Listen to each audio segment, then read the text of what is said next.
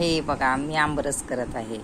हा असा आंबा थोडासा असा मऊ करून घ्यायचा आणि नंतर ह्याच्यामध्ये अशा पद्धतीनं आंबा पिळून घ्यायचा आणि यामध्ये कुईला लागलेलं पण सगळं असं घ्यायचं, रस काढून घ्यायचा।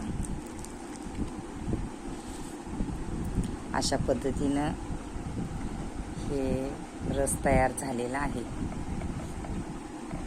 तर यामध्ये चवीनुसार साखर टाकायची, थोडंसं मीठ टाकायचं आणि नंतर अशा पद्धतीनं मिक्सरला न फिरवता तुम्ही हातानंच असं आंबरस पिळून घेऊन रस करू शकता। अशा पद्धतीनं आंबरस तुम्ही बनवू शकता, खूप सोपं आहे।